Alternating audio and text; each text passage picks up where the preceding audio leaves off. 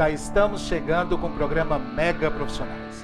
Hoje no programa nós vamos falar de medo. Aliás, esse tema foi sugerido por todos os nossos internautas e também você que nos assiste aqui através da TV. Você tem medo de quê? Nós vamos conversar sobre o limite, porque nós sabemos também que o medo é importante, é saudável para manter o equilíbrio da vida. Mas quando esse medo se torna algo preocupante, paralisador, não deixa você realizar, esse é o momento de nós começarmos a avaliar se realmente esse medo é importante ou deve ser trabalhado. Eu vou conversar sobre esse assunto com Sandra Assis Maia. Também hoje no programa Mega Profissionais vamos ter quadro Arte e Cultura com Eduardo de Souza. Vamos falar de doença de Crohn com o médico coloproctologista Dr. Marcos Tavares. E também vamos falar de herança. Aliás, toda vez que a gente fala desse nome, herança, todo mundo já sabe. Vamos ganhar muito dinheiro, vamos ficar milionários. Quando tem herança, todo mundo fica feliz. Será que é bem assim? Eu acho que não, hein? Quer saber mais? Fica aí, não saia daí. Fica com a gente. Nós voltamos já já, depois do nosso intervalo. Profissionais, a premiação de maior credibilidade do Centro-Oeste, com repercussão nacional nos principais veículos de comunicação. Mega Assessoria Comunicação, na pessoa do jornalista Tancredo Simão aqui presente, confere ao Silvio Santos do Prêmio Mega. Tancredo Simão amavelmente vem até aqui o nosso estúdio me trazer o prêmio. Quero agradecer à Rede Mega de Comunicação. Queria que vocês mostrassem essa peça que está aqui na mesinha, né, da frente. É um prêmio. Muito obrigado a vocês pelo carinho, pelo reconhecimento. Isso é que nos faz andar cada vez mais céleres, né? Ou mais rápido no caminho da comunicação. Muito feliz de ter recebido o prêmio Mega Profissionais por voto popular, né, Roberto? A gente está há 9 anos juntos aqui no Fala Brasil. É um prêmio importante para toda a equipe. Obrigada aos internautas, essa categoria tão especial que é o TV Fama. E esse prêmio vai ser guardado com muito carinho, viu? Um beijo para todos vocês. Obrigado de coração. A festa de entrega do Prêmio Mega Profissionais ocorrerá em novembro em uma festa Black Tie com a presença de diversos artistas, autoridades e convidados VIPs, onde conheceremos as empresas e profissionais liberais que se destacaram no ano.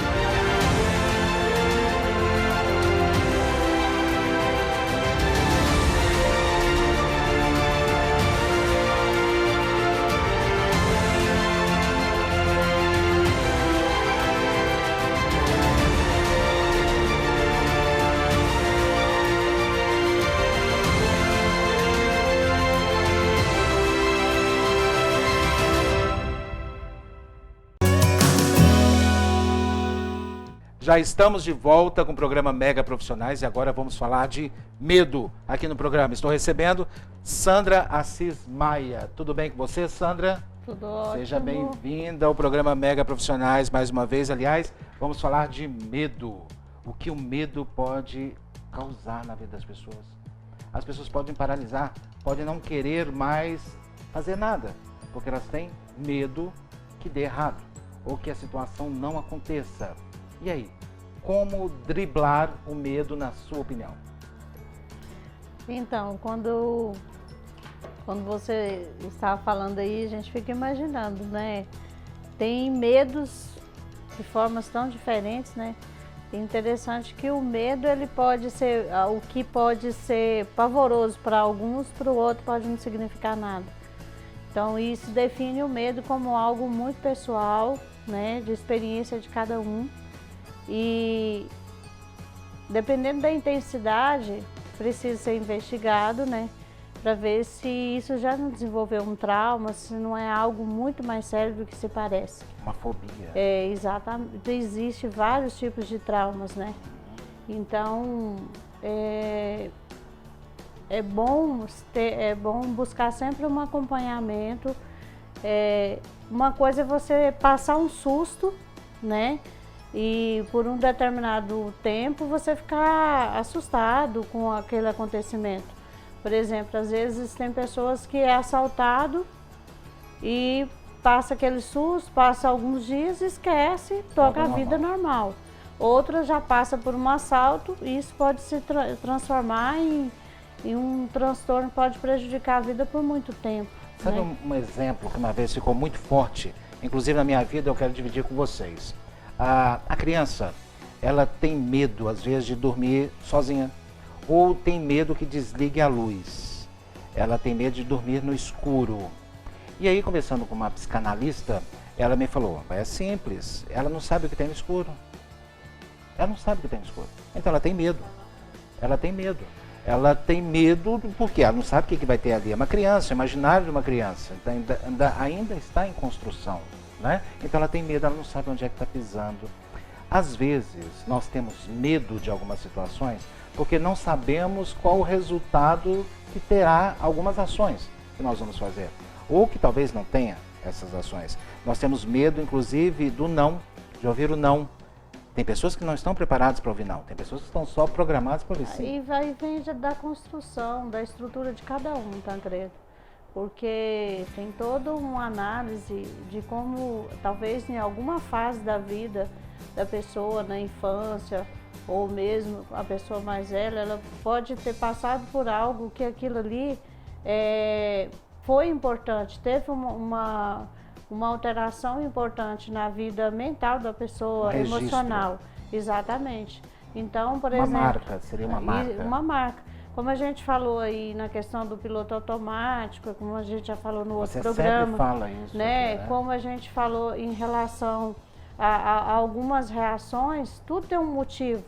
Tanto que às vezes, por exemplo, você pode, para defesa, você cria uma rotina, se coloca no piloto automático e vai ter aquelas ações todos os dias de forma repetitiva e você não quer algo novo, você permanece naquilo ali, segue todas as culturas, é aquela pessoa que segue tudo que a multidão está fazendo, vamos fazer, é normal, está mais fácil assim. Agora, a questão do medo, ele é necessário também, porque senão a gente atravessaria a rua e não olharia nem para baixo, nem para cima, vamos, né? Então, a importância de tudo é você medir isso. O equilíbrio. O equilíbrio.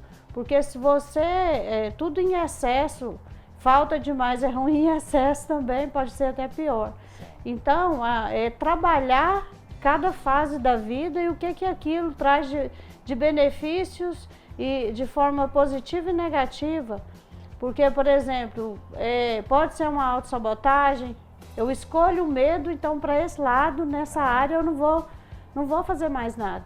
Então, isso aí tem que ser acompanhado. E qual que é a sua dica? Qual que é a sua orientação para que as pessoas não tenham tanto medo? Ou para diminuir esse medo? Primeiro tem que detectar medo de quê? Primeira coisa, porque tem pessoas que falam assim, eu tenho medo de tudo. Então é difícil, né? Então a gente tem que procurar estar seguro diante de todas as situações, todas as áreas da vida. E não é fugir, não é falar que tem medo o tempo todo. Às vezes a pessoa fala que tem tanto medo de alguma coisa que acaba acontecendo. Então precisa acontecer, ou eu posso me prevenir e tratar. Por que isso acontece, hein? As pessoas têm tanto medo, e bum, acontece. Agora, não falei? Por isso que eu tinha medo. Agora eu acredito tudo, a gente tem que ver tudo, olhar bem o contexto da vida dessa pessoa, a convivência, o meio que ela convive, o que ela ouve mais, ela alimenta mais de quê? De coisas positivas que edificam, que acrescentam, ou ela alimenta mais de coisas que só atrapalham? Então assim, é necessário estruturar isso. O alimento que você fala, é o alimento da palavra? Não só da palavra, em tudo. Às vezes a gente pode fazer até uma analogia. Espiritualmente eu preciso alimentar de algo seguro. Então, se eu acredito na palavra, eu vou buscar na palavra. O que é mais seguro? Eu ir pela orientação e a opinião de várias pessoas, cada um tem uma, ou eu seguir ter um princípio mais seguro? Então a escolha, ela é individual. Tá, escolheu, é um princípio interessante, ajuda, você tem uma ajuda, uma construção ali, aquilo ali soma para você, então é importante. Então é preciso fazer as escolhas certas, ver o caminho, o ambiente, o que você frequenta mais. Então se eu falo para a pessoa, por exemplo, até meu esposo brinca muito comigo, Depois que a gente foi assaltado, o pessoal tirou o nosso carro na nossa garagem, a gente dentro do carro, a gente desceu, passou a chave pro ladrão e ele levou o nosso carro. Então, nos primeiros dias eu fiquei muito assustada, mas eu vejo sempre os policiais falando, a oportunidade que faz a pessoa, né, chegar, assaltar e levar. E eu lembro que esse dia a gente ficou mais à vontade, abriu o portão, ficou conversando dentro do carro e não saiu logo. Né? Então ele passou na porta, viu a oportunidade, fez. O que eu vou fazer com esse medo? Eu vou me precaver mais. E aí, você perdeu o carro? Agora fiquei interessado na história, né? Roubou e aí, perdeu o carro? Então, graças a Deus, com acho que 3 ou 5 dias, a gente teve o carro de volta intacto.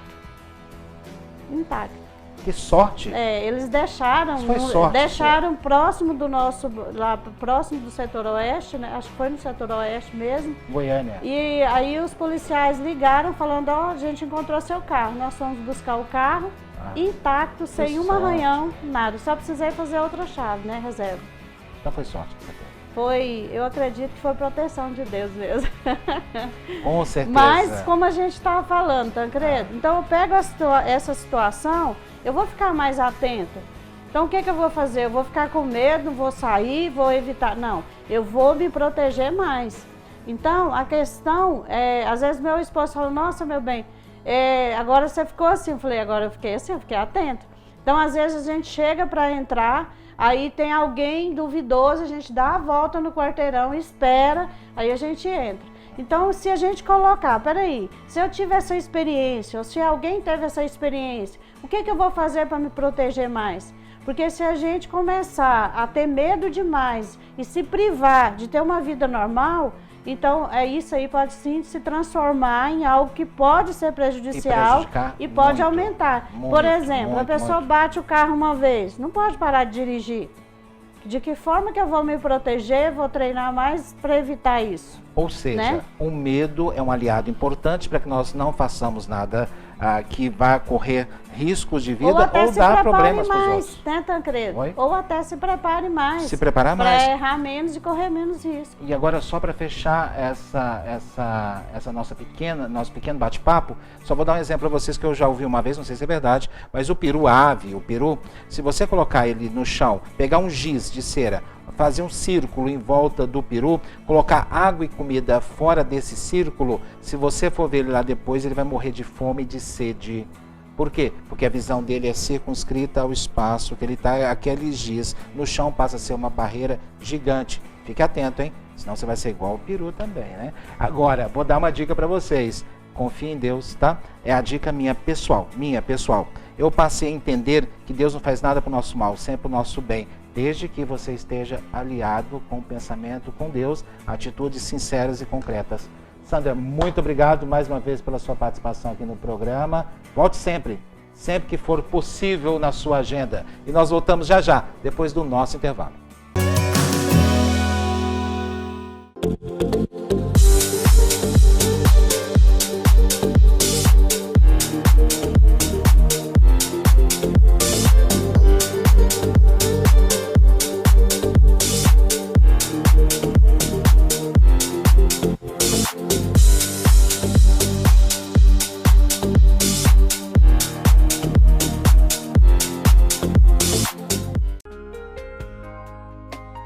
Mãe, eu não tô querendo sair de casa, meu cabelo tá caindo muito. Calma, filha, isso já aconteceu comigo, sei como resolver.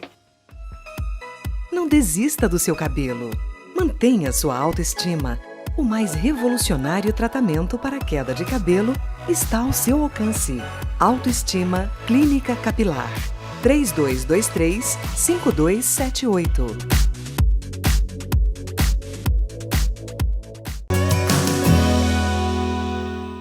Já estamos de volta e agora vamos falar de saúde. Recebendo aqui o Dr. Marcos Tavares, médico, coloproctologista e cirurgião. Tudo bem com o senhor, doutor? Tudo Seja bom. bem-vindo mais uma vez aqui no programa. Obrigado. Hoje nós vamos falar de doença de Crohn.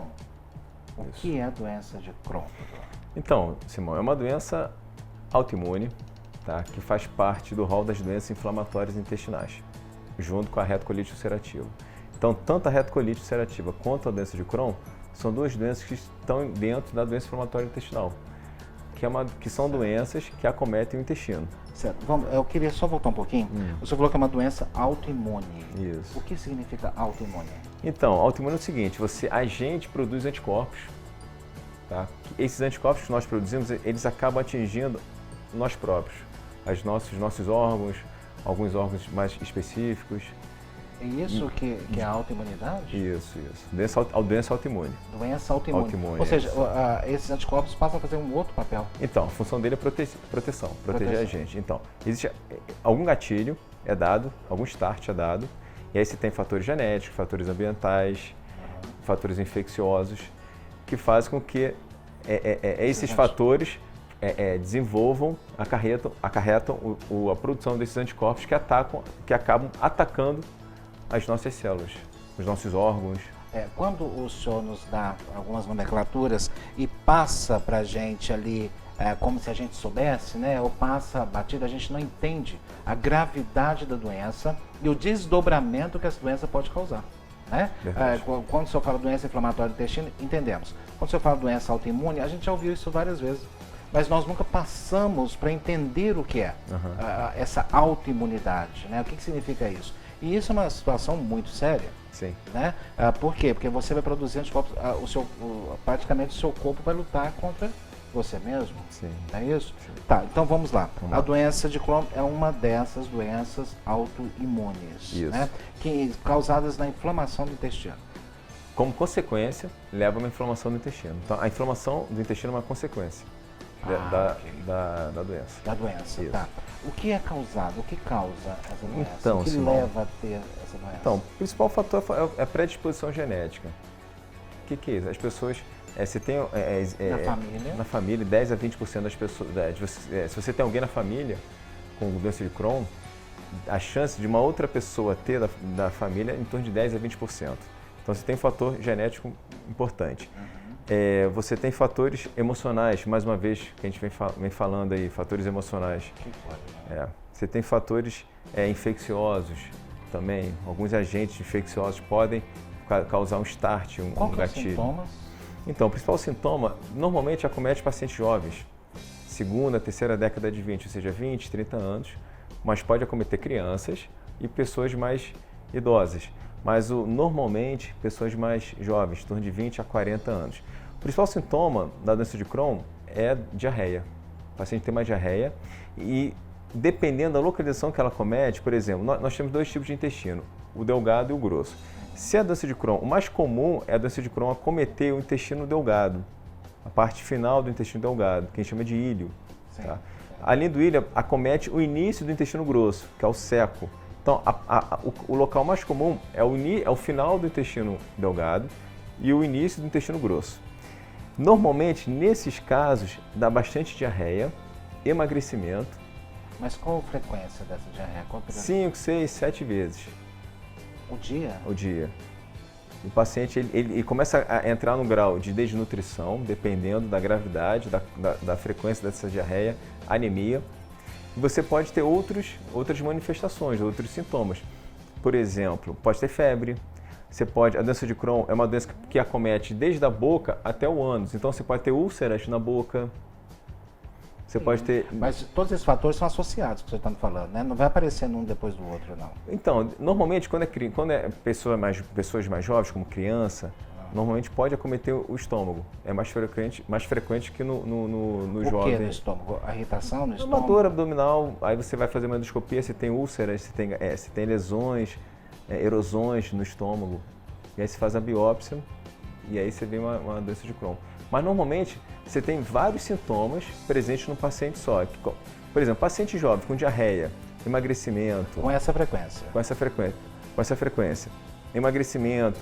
Você pode ter manifestações lá no ânus, como fissuras, abscesso, fístulas. Então, mas isso é decorrente da diarreia frequente? Não. Não é? É decorrência da doença. A doença ela tem várias frentes de sintomas. Você pode ter no mesmo paciente, esse paciente pode ter diarreia, com dor abdominal e emagrecimento, tem uma anemia, aí você às vezes vai examinar esse paciente, pode ter uma lesão no ânus, uma lesão orificial, como fissura, abscesso. Então, paciente com diarreia, com emagrecimento, no exame físico, com abscesso, com fissuras, você tem que suspeitar de doença de Crohn. E esse diagnóstico é clínico, então? É clínico, mas é laboratorial também. Você tem que fazer exame de sangue, você tem que fazer uma colonoscopia e exame de fezes. Porque como o paciente tem diarreia, porque a diarreia ela tem várias causas, tá? Normalmente a diarreia é uma diarreia inflamatória. Como assim? Você tem presença de sangue, de muco nas fezes, quando é doença de Crohn. Certo. Mas então, agora nós precisamos fazer... E é muito importante nós fazermos uma reflexão agora, porque vocês estão nos assistindo em casa, quando vê nós citarmos aqui sintomas que as pessoas têm, tendem a generalizar os assuntos. Eu sei disso porque as perguntas que o senhor recebe, a produção sempre passa para a gente, as perguntas que o público faz, né? Eles ficam muito preocupados e eles começam a citar casos particulares, né? Então é importante a gente falar que a gente está falando de uma forma geral, não é isso? Por quê? Porque tem pacientes que já operaram para emagrecer e a decorrência dessa cirurgia apresenta sim a questão da diarreia, né? Então não significa que ele está com doença de Crohn. Não, óbvio. É uma consequência, mas ele pode desenvolver doença de Crohn devido a essa diarreia ou não? Não, a diarreia é uma não está uma coisa associada. Como assim? O fato de você ter operado uma cirurgia bariátrica faz diarreia? Eu não sei exatamente se é bariátrica, porque eu já tive esse relato. Então a pessoa tem a diarreia, ok? Por causa do desvio intestinal ali, enfim. Ela vai ter uma diarreia frequente. Não tem nada a ver ela desenvolver essa doença. Não. E nem tem ligação com a doença. Não. Assim, o que é importante aqui? Deixar claro. Todo paciente chega com diarreia, a diarreia tem várias doenças intestinais que causam diarreia. Dentre essas doenças, a doença de Crohn é uma delas. Entendeu? E aí então, você investiga os tem que investigar. Por quê? Pode ser parasitose, que são vermes. Pode ser diarreia, pode ser intolerância à lactose, intolerância ao glúten, à frutose. Então, assim, pode ser uma colite infecciosa. Então, Simão, assim, o fato desse paciente ter diarreia, a gente tem que, todo sintoma, tá? A gente tem que se preocupar em como é que a gente vai investigar esse sintoma. Por exemplo, constipação intestinal. Tem paciente que abre um quadro de câncer através da constipação intestinal. Sim. É óbvio que nem todo paciente constipado tem câncer. Sangramento anal, por exemplo, quando vai um paciente no meu consultório com sangramento no ânus, a causa mais comum de sangramento é dividida de acordo com a idade desse paciente. Por exemplo, paciente jovem com sangramento tem que pensar em quê? Em doença hemorroidária, hemorroida. Tá? Paciente mais idoso tem que pensar em uma neoplasia de intestino, uma doença diverticular. Então, assim, e aí quando chega um paciente com sangramento, tem que pegar, esse paciente tem sangramento. Então tem que investigar quais são as hipóteses diagnósticas que esse paciente pode ter, quais são as doenças que esse paciente pode ter. Mesma coisa, a diarreia. Transfere isso para a diarreia. O paciente chega para mim no meu consultório com diarreia, eu tenho que pensar em Crohn, eu tenho que pensar em retocolite, mas eu não posso só pensar nisso. Eu tenho que pensar como é que começou essa diarreia? Eu estou alternando diarreia com prisão de ventre. Bom, pode ser colo irritável? Pode. Pode ser uma neoplasia de intestino? Pode. Então, existem hoje, no nosso meio, exames que a gente consegue dar alguns diagnósticos de certeza. Alguns não, quase todos. Agora, é muito estranho, porque, assim, teoricamente não teria uma correlação, né? Igual as úlceras na boca, que você falou, né? Que também podem, é um sintoma da doença de Crohn. Teoricamente não teria muito sentido, né? Porque na boca e o intestino... Mas é porque a doença de Crohn, ela comete todo o trato digestório. Ou seja, ela pode acometer da boca, pega a boca, esôfago, estômago, intestino delgado, intestino grosso e ânus. Então, é uma doença que acomete todo o trato digestório, desde a boca até o ânus. E tem tratamento?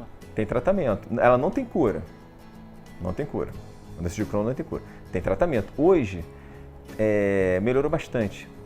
A linha medicamentosa, existe alguns medicamentos que a gente chama de biológicos. Tá? São medicamentos que melhorou muito a qualidade de vida desses pacientes. Que coisa, né? Porque um diagnóstico desse vai ter que tratar pro resto da vida. Tem que tratar pro resto da vida. Passa a ser assintomático? Passa, no período de remissão. Você tem o ataque, os sintomas se tornam bem presentes. Você faz o diagnóstico, você começa a tratar. Esse paciente vai entrar no estágio de remissão, ou seja, calma, ele vai ficar sem sintomas nenhum. ou você vai tentar ao máximo deixá-lo sem sintomas. Melhorar a diarreia, melhorar a autoestima, melhorar a anemia. Esse paciente, normalmente, quase todos têm anemia, então você tem que repor ferro, fazer sulfato ferroso. Alguns pacientes têm que transfundir, dependendo da gravidade desse paciente. A doença de Crohn, ela é uma doença clínica, mas pode se tornar cirúrgica. E tem como prevenir?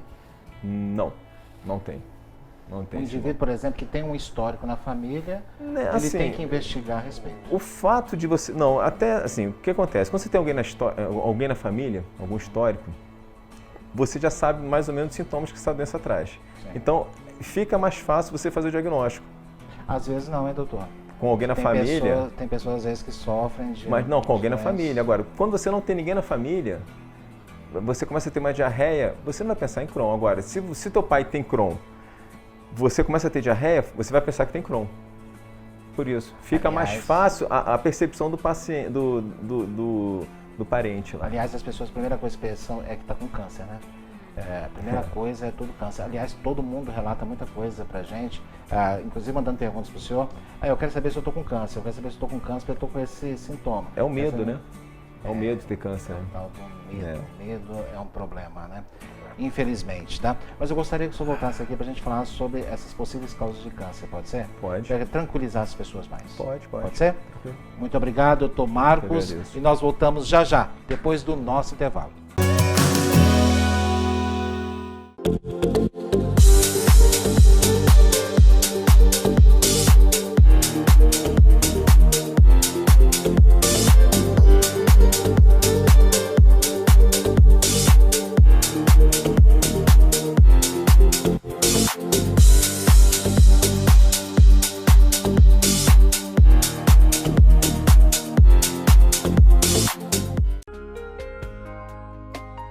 Mãe, eu não tô querendo sair de casa, meu cabelo tá caindo muito. Calma, filha, isso já aconteceu comigo. Sei como resolver. Não desista do seu cabelo. Mantenha sua autoestima. O mais revolucionário tratamento para queda de cabelo está ao seu alcance. Autoestima Clínica Capilar. 3223-5278.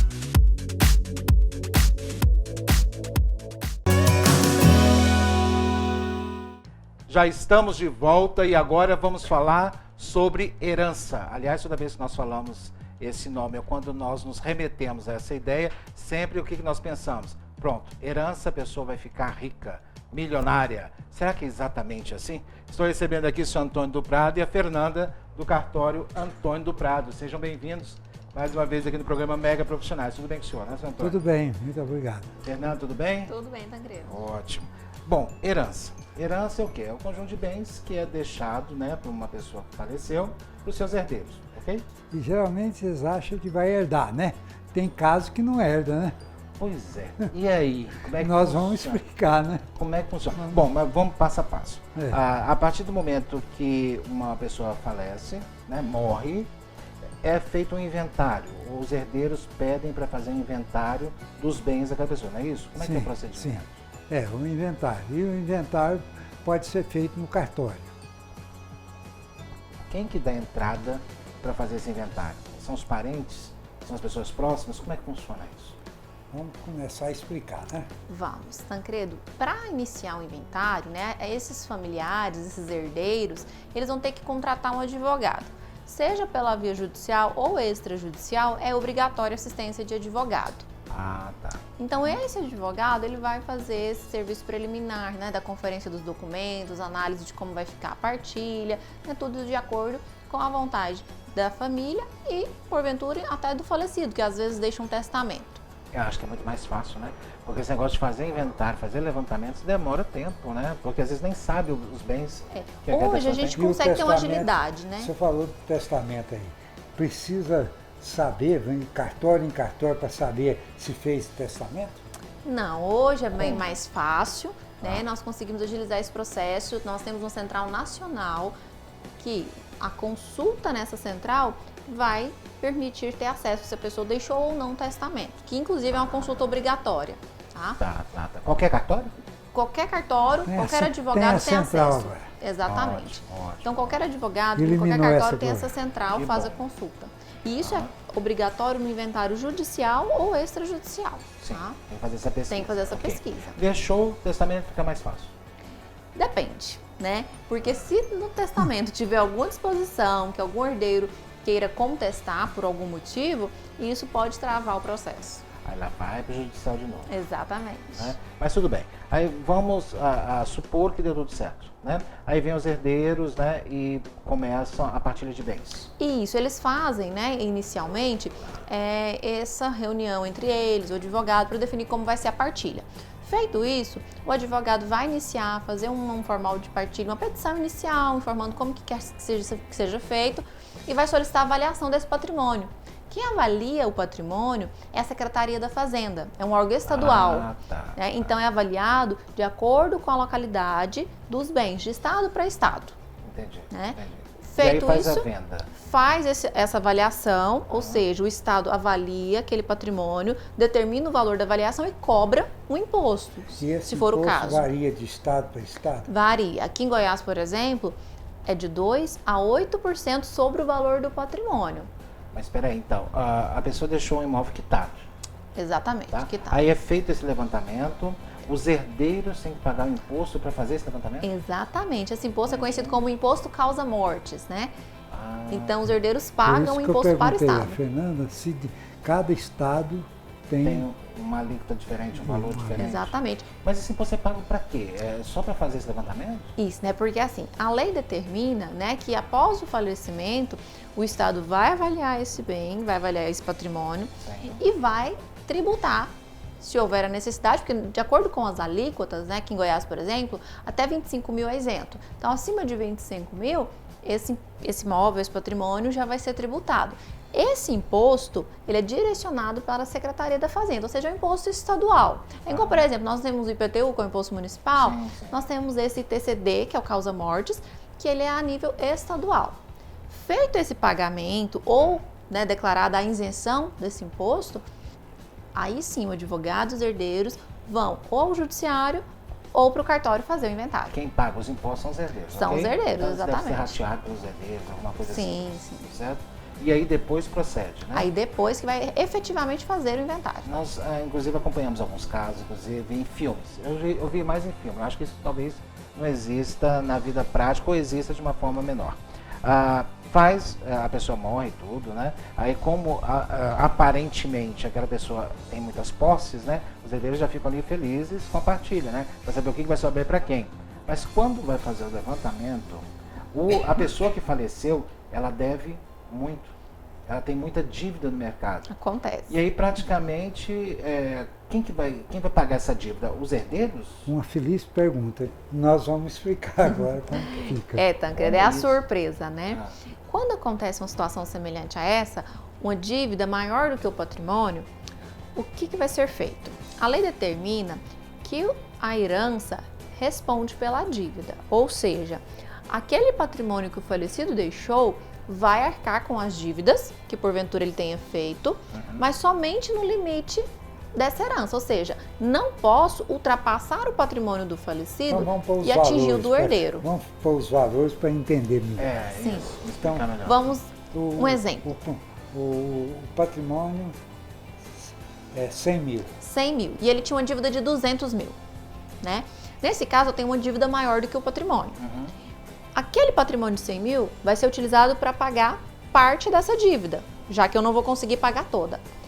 Essa dívida restante, ou seja, os 100 mil que ultrapassaram, o credor, infelizmente, vai ficar no prejuízo, porque ele não pode pegar dos herdeiros, do patrimônio próprio daqueles herdeiros, que não faz parte da herança, para quitar a dívida do falecido. Engraçado. Eu pensava que com a morte cessava essas dívidas automaticamente. É uma curiosidade esse tema, porque muitas pessoas acham isso, inclusive com relação a bens financiados. Já ouviu falar? É a minha próxima pergunta. Porque tem o seguro, né? Isso. Exato, uma casa que foi financiada. Isso. A pessoa morre antes de terminar de pagar. Ela está devendo? Pode ser que sim, ou não. Isso vai depender do contrato e se tinha cláusula contratual prevendo o seguro em caso de falecimento. Porque se não tiver, Tancredo, aí aquele patrimônio que não estava segurado e que ele ainda estava pagando, aí os herdeiros vão ter que finalizar o pagamento para conseguir receber o bem integral. Ou se não, eles vão receber a parte que já estava quitada, né? E o credor vai ficar com a parte seguro restante. não é obrigatório no financiamento? Mas a instituição bancária financeira sempre faz um empréstimo, já cobra o seguro. É isso que eu ia perguntar agora. Em muitas situações, eles colocam como o obrigatório esse seguro hoje, né? Até para resguardar. Mas podem ter casos que não tenha. Não tem. Então, o correto é, atenção, isso é um alerta para vocês, estão nos acompanhando agora, tá?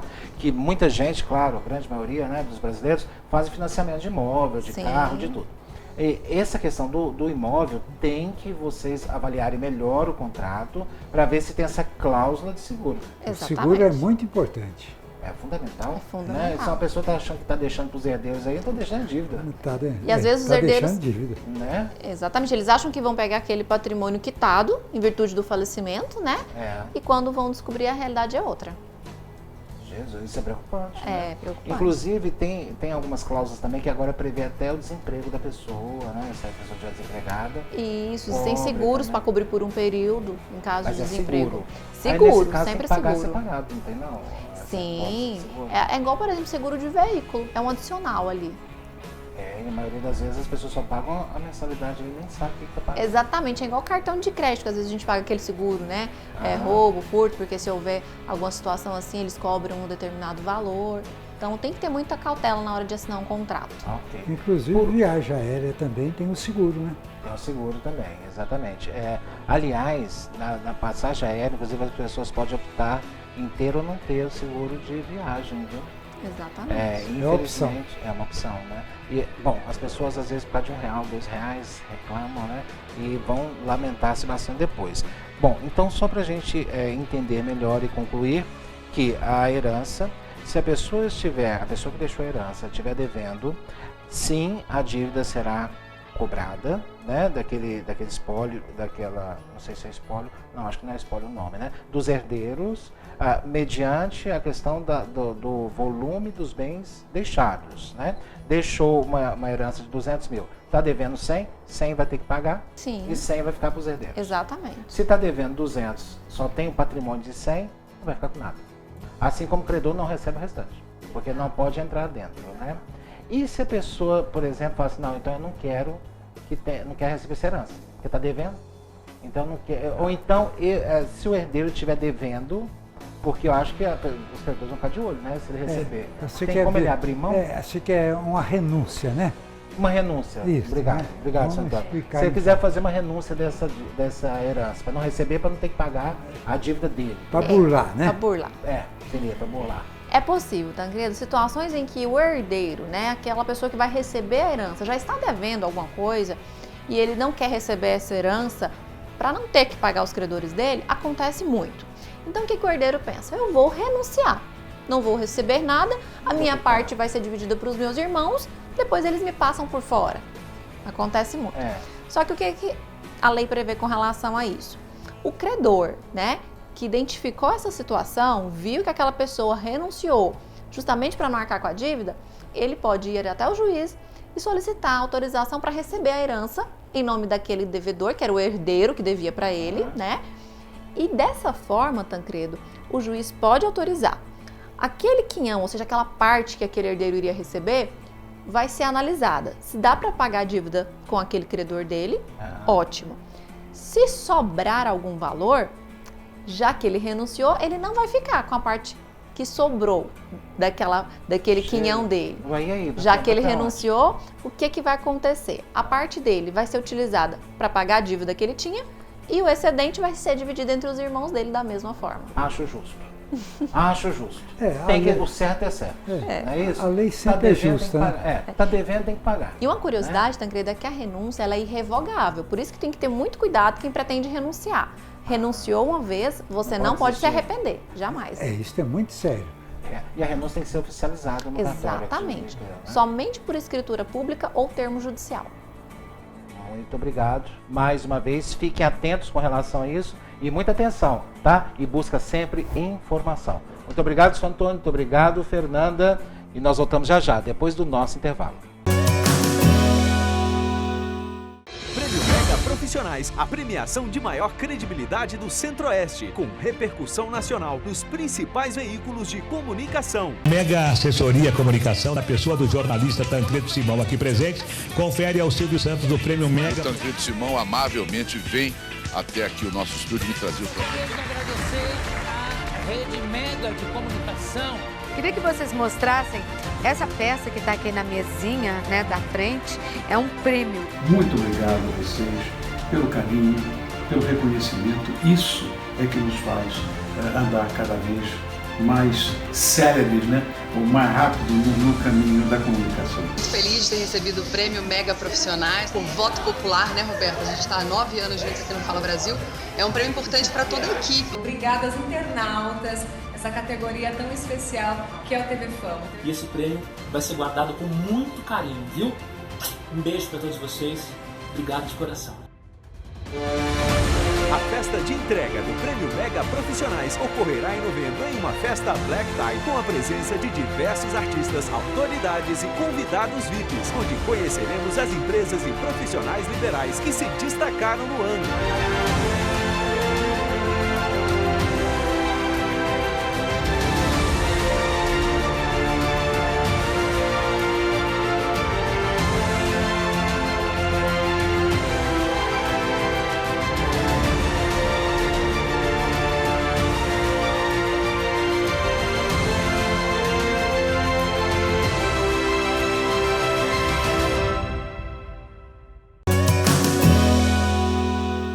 E agora o nosso quadro Arte e Cultura com Eduardo de Souza, com Z.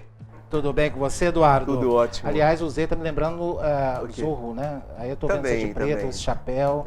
Não sei porque remeteu o Zorro aqui agora. Sim, também. Não tem nada a ver, né, Eduardo? Talvez tenha, né? Quem sabe, hein? Na luta do dia a dia, essa coisa toda. Isso aqui é profundo, tá vendo? Olha a diferença de um grande diretor.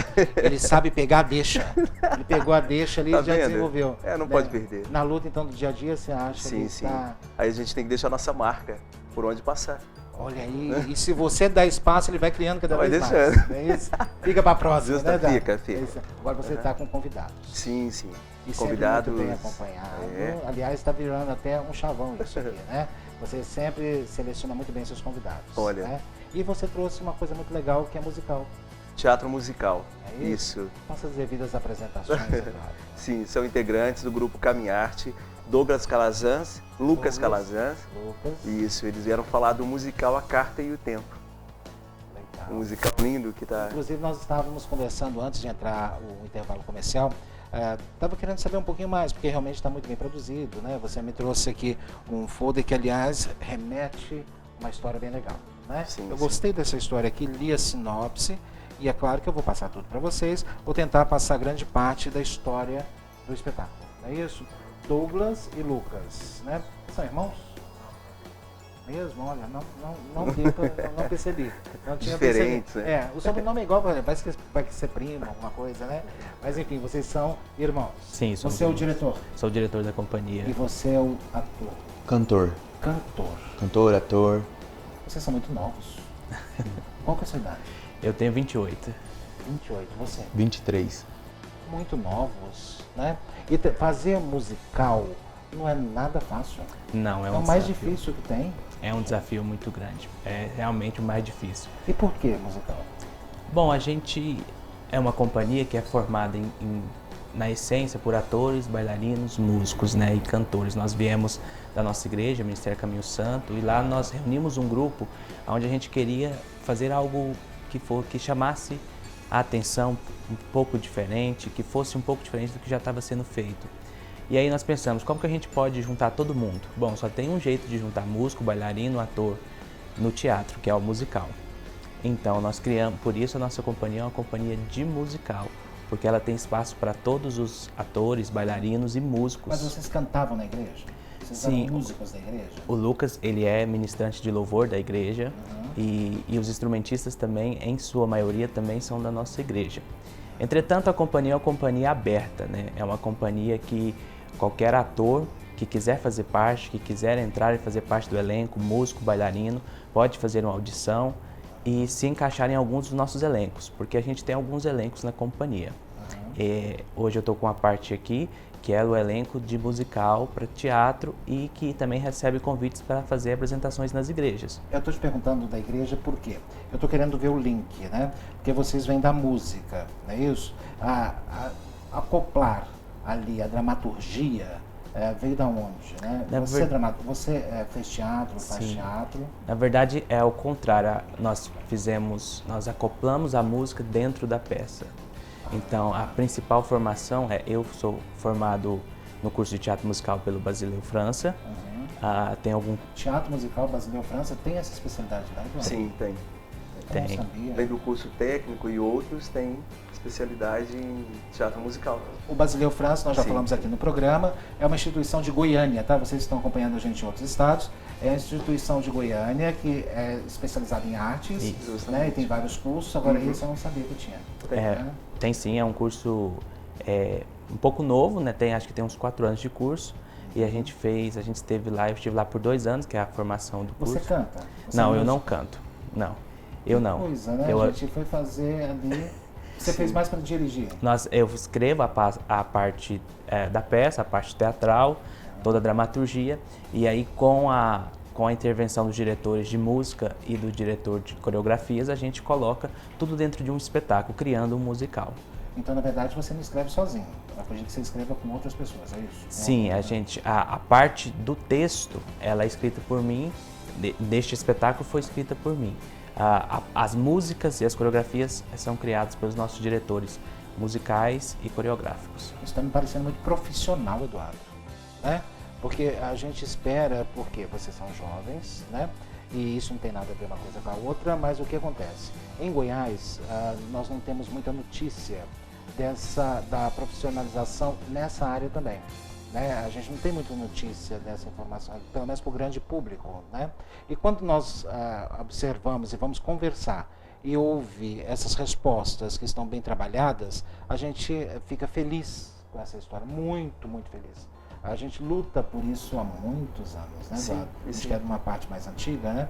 E com a chegada de vocês agora, né, isso é muito bem-vindo. Por ser um curso novo também, agora começa a dar frutos o trabalho do próprio Basileu e do Gustavo Ritter, que também tem teatro musical.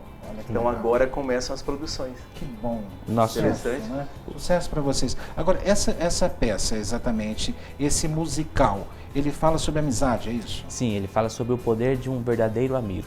E sobre, muitas vezes, nós acabamos esquecendo desse amigo, né? Desse verdadeiro amigo. E por isso, passamos por algumas dificuldades na vida que poderia ser melhor, poderiam não ser tão densas se tivéssemos o apoio de um amigo, que infelizmente foi esquecido pela família que protagoniza a peça. Certo. Acredito que a palavra amigo foi um pouco banalizada. Sim. Ou mal interpretada. Sim. Né? Porque hoje qualquer pessoa que você conhece é seu amigo. Sim. Né? Mãe, você vai sair com quem? Eu vou sair com meus amigos. Quem sabe eu conheci semana passada. Né? Isso.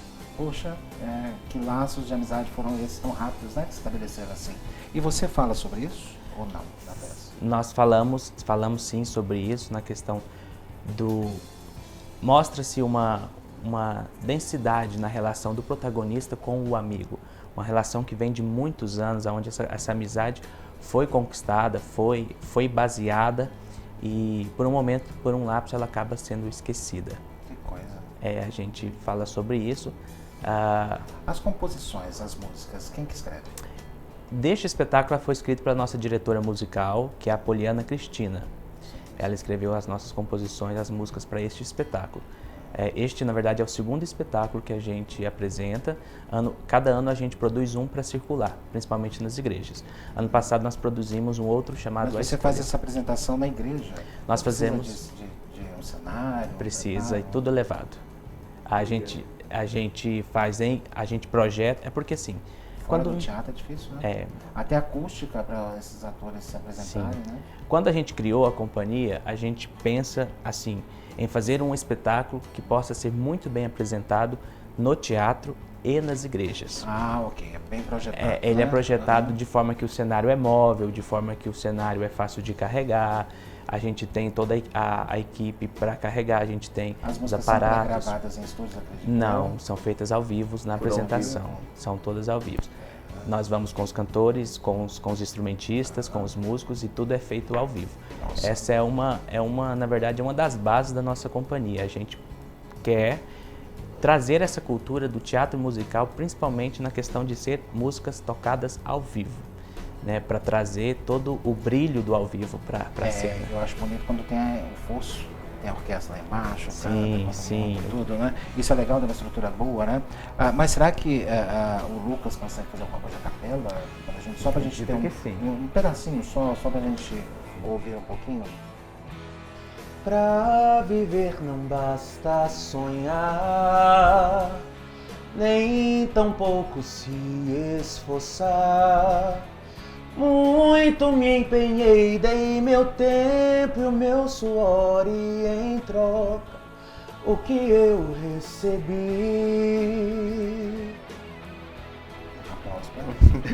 Você sabe que eu fico admirado, eu fico aqui ouvindo, admirado, porque eu sou doido, eu sou louco para aprender a cantar. Claro que eu não quero ser cantor, não tenho essa pretensão, mas saber cantar, colocar a voz, né? O ritmo, eu acho ele um desafio tão grande, eu acho que eu não nasci para isso não, mas eu fico assim encantado com quem sabe fazer isso, né? E sabe soltar a voz muito bem. Parabéns para vocês, viu? Parabéns. Inclusive você trouxe um ator aqui pra gente. Qual que é o nome dele? É o João Carlos? João Carlos Leal. João Carlos Leal. Ele é o narrador da peça. Ele faz o narrador da peça. Ele que inicia o espetáculo. E nesse espetáculo ele conta uma história para nós. E ele veio. Esse espetáculo já está em cartaz? A gente está com ele em circulação. Já está circulando. Já fizemos uma sessão em Goiânia. Quando a pessoa quiser levar lá, por exemplo, para a igreja dela, como é que faz? É só entrar em contato com a gente no nosso WhatsApp da nossa companhia. A produção já está colocando aí para eles. Isso. Entre em contato com vocês. Isso, entre em Quantos atores são? Porque eu estou vendo aqui uma ficha técnica gigante, né? Esse espetáculo a gente leva uma equipe de pelo menos 16 pessoas. Entre elenco, músicos, cantores, o apoio, a iluminação. Tem a banda que vocês levam? Sim, tem a banda. Tudo isso ao vivo? Tudo ao vivo, tudo feito ao vivo. Legal. Tudo feito ao vivo. Parabéns. Você trouxe o João Carlos, que ele é narrador. Isso. E vai narrando a peça e a peça vai desenvolvendo. Sim, a peça vai desenvolvendo e ele vai contando uma história sobre a família, que é a família Éfasos. Que Quanto na tempo verdade tem foi de duração musical? Esse espetáculo tem 45 minutos de duração.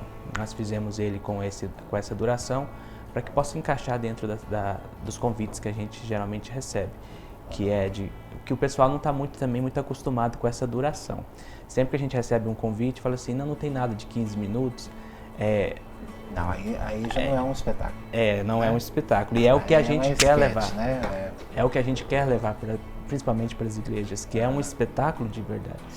Um espetáculo bem produzido, bem feito, com duração mediana, que é uma duração mediana, mas levar um pouco desse profissionalismo. A gente tenta levar o máximo de profissionalismo para dentro, principalmente das igrejas, com essa peça, para que as equipes possam se profissionalizar cada vez mais. Ótimo. Parabéns pela iniciativa, dá sucesso para vocês, que eu sei que vocês vão ter, né? E já tem, na verdade, né? Tem quanto tempo a companhia de vocês? A companhia está fazendo 3 anos agora. 3 anos que ela está fazendo. Já tem um tempinho, né, gente? Tem. Parabéns, parabéns. E vai seguir a profissão? Vai seguir nessa profissão? Estamos seguindo. Não senti muita firmeza, não. Você vai seguir nessa profissão? Vamos seguir, queremos formar mais profissionais nessa área. Assim, agora melhorou, né, Eduardo? Eduardo, parabéns pelo seu silêncio de hoje, que hoje você ficou quietinho. Sim, porque você ficou aí... Porque eu fiquei curioso demais. Sim, eu vi, eu não quis atrapalhar. Você não quis intrometer. Não, jamais. Mas você faz parte da história. Sim. Sem você não acontece isso aqui, Eduardo. Tô tentando reverter as coisas. No finalzinho a gente dá uma amenizada nisso. Mas desculpa, Eduardo, tomar o seu espaço. Que horror. O espaço é nosso. Aí, tá vendo? Aí, nesse momento né, Eduardo? Mas muito obrigado, viu, Eduardo, pela dica.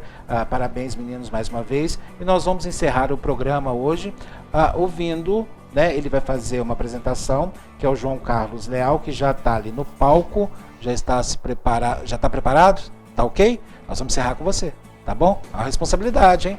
Olha a responsabilidade, ó, que eu sei que eu tenho certeza que você vai conseguir muito bem. Parabéns, viu? Para você também. E o programa Mega Profissionais vai chegando ao final. Muito obrigado pelo seu carinho, pela sua audiência. Continue a manter contato conosco através das nossas redes sociais e também, claro, através do nosso e-mail. Espero todos vocês aqui na semana que vem. Fiquem com Deus. Tchau, gente.